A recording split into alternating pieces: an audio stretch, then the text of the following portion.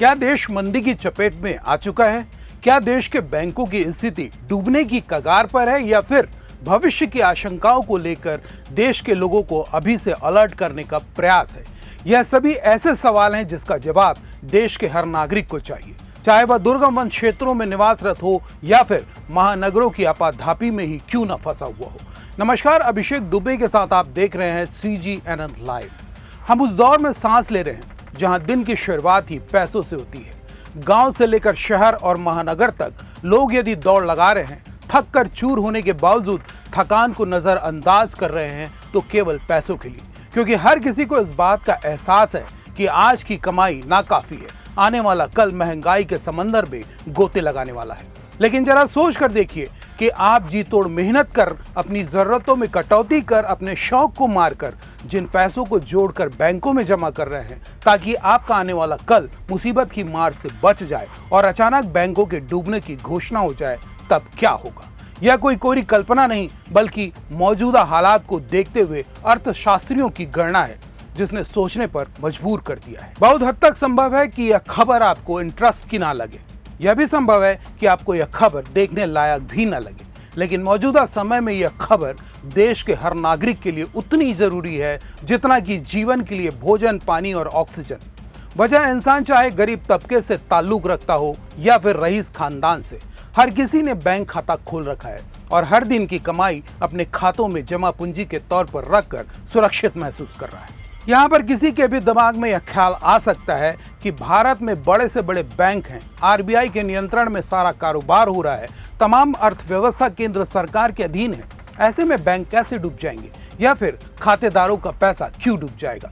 बेशक ऐसा सोचना जायज भी है, लेकिन मौजूदा हालात जिस दिशा में संकेत कर रहे हैं, क्या गरीब और क्या अमीर सभी एक ही झटके में कंगाल हो सकते हैं। यह हम नहीं बल्कि बैंकिंग सेक्टर के महारथियों का अध्ययन कह रहा है, जिन्होंने पूरी जिंदगी बैंकिंग सेक्टर्स में काम करते हुए ही निकाली है। सवाल उठता है कि आखिर भारत में मंदी के दौर का सवाल उठा तो क्यों? अब सबसे पहले इस बात को ही समझ लेते हैं। आपको ध्यान होगा कि मार्च 2024 से लेकर अप्रैल 2026 तक पेट्रोल डीजल की कीमतों में जरा भी छेड़छाड़ नहीं हुई, जबकि बीते 3 महीनों से मिडिल ईस्ट में तनाव जारी है। अमेरिका और इजराइल ने ईरान को जमींदोज करने की जिद पकड़ ली है, जिसकी वजह से कच्चे तेल की सप्लाई चेन टूट गई है। महंगे होते कच्चे तेल की वजह से पेट्रोलियम उत्पादक कंपनियां घाटे में चल रही हैं, जो देश की सबसे बड़ी अर्थव्यवस्था का हिस्सा है। बिगड़ते हालात पर काबू पाने के लिहाज से पेट्रोल और डीजल के दाम बढ़ा दिए गए हैं। सप्ताह भर में 4 रुपए का इजाफा कम नहीं होता। इसके बावजूद कंपनियों का घाटा अब भी कम नहीं हुआ है।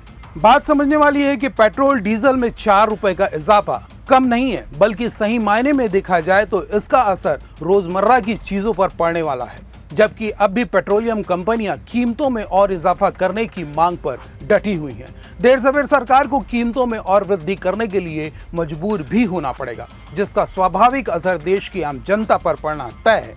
यानी महंगाई किस चरम पर पहुंचेगी, इसका अंदाजा लगाया ही नहीं जा सकता। हालांकि प्रधानमंत्री नरेंद्र मोदी ने पेट्रोल डीजल के कम इस्तेमाल, सोना खरीदने से परहेज के बहाने इस बात के संकेत दे ही दिए हैं कि भारत अब उस संकट काल की तरफ बढ़ रहा है जिसकी कल्पना तक भारत ने नहीं की थी। सुनिए क्या कह रहे हैं PM मोदी। यहां तो बहुत बड़ी बड़ी संख्या में बड़े बड़े एक्सपर्ट बैठे हैं, अर्थ जगत के दिग्गज बैठे हैं। आपने भी 2014 से पहले का दौर देखा है। जब तक हालात मजबूर न कर दें, जब तक कोई संकट न आ जाए, जब कोई और रास्ता न बचे, तब मजबूरन रिफॉर्म्स किए जाते थे।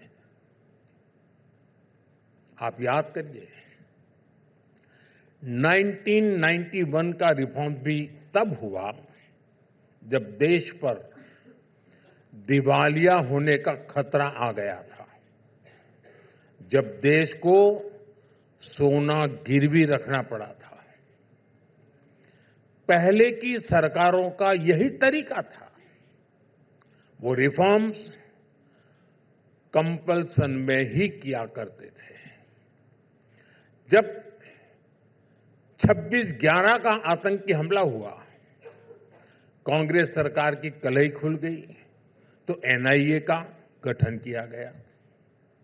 जब पावर सेक्टर बर्बाद हो गया, ग्रिड फेल होने लगे, तब मजबूरी में कांग्रेस को पावर सेक्टर में याद आई। साथियों, ऐसी एक लंबी सूची है जो याद दिलाती है कि जब कंपल्शन में, मजबूरी में रिफॉर्म होता है तो न सही नतीजे मिलते हैं, न देश को सही परिणाम मिलते हैं। उदय कोटक बैंकिंग सेक्टर का एक ऐसा नाम जिन्होंने अपनी पूरी जिंदगी केवल अर्थशास्त्र को समर्पित की है। यदि उन्होंने इस बात की आशंका जताई है कि भारत के मौजूदा हालात तो फिर भी ठीक हैं, लेकिन आने वाला समय गंभीर चिंतन की तरफ इशारा कर रहा है। उनका मानना है कि भारत शायद बहुत लंबे समय से एक कंफर्ट जोन में रहा है और अब देश को ईरान जैसे संकटों का स्थायी और मजबूत समाधान खोजने के लिए थोड़ी चिंता करने की जरूरत है। कोटक के मुताबिक यह साल भारतीय व्यापार के लिए सबसे चुनौतीपूर्ण और मुश्किल सालों में से एक रहा है, जिसका सामना करने के लिए इंडिया इंक पूरी तरह से तैयार नहीं था।